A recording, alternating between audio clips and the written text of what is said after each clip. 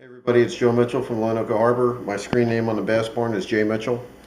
And this morning I put a thread on there regarding the Palomar knot versus a crimp connection to your main line for trolling gear. And I'm going to show you very quickly how I conducted those tests. I did the test on 30, 50, and 80 pound monofilament, and each time the Palomar connection failed. So let me grab a length of 30 pound test line here just to show you. And what I'm going to do is tie a Palomar knot to my terminal tackle, which I have a 165 pound ball bearing coast lock. After I tie this, I'll show you, I put this in a nail that's being held by my bench vise, and I just pull on it with leather gloves to test the connection itself. Again, Palomar knot's a very simple knot. Bolt the slack, wet it, pull it tight, seat it correctly, and that's our Palomar knot. Like I said, I'm just putting it into this, over this nail that's being held by my bench vise. Put my leather gloves on, and then we're going to pull on this to see if it breaks, which it will.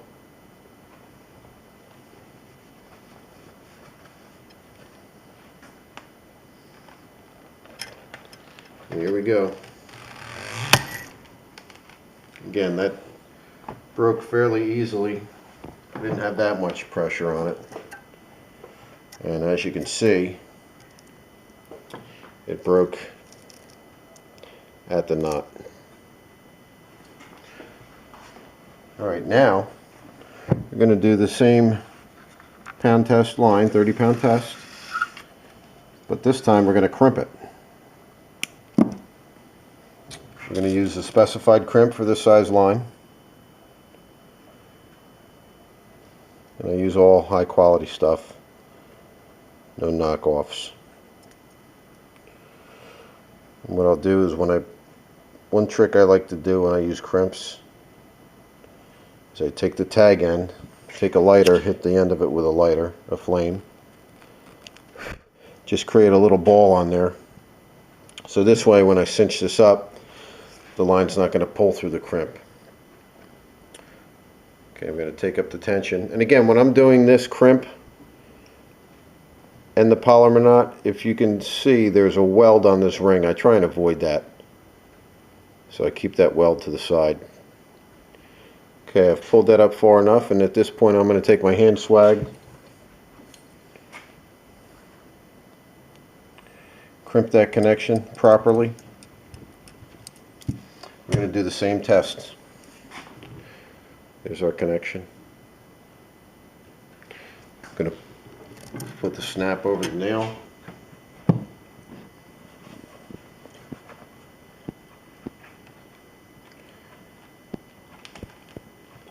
And we're going to pull on this line again. Now what's going to happen with this one, as I pull it, I'm going to pull all the stretch out of that mono, and then it's not going to stretch any further. If I continue to pull, the line's going to break, or it's going to break down here at the crimp. But as you will see, it's going to take a lot more pressure to break this than it did to break that Palomar knot connection we just did. So here we go. Okay, I just pulled all the tension, all the slack out of that line. That's very tight right now. If I continue to pull, it's going to break. I can tell you this much, that there's a lot more tension on this line, and it didn't break, than the amount of tension that was on that Palomar knot, which did break under a lot less pressure.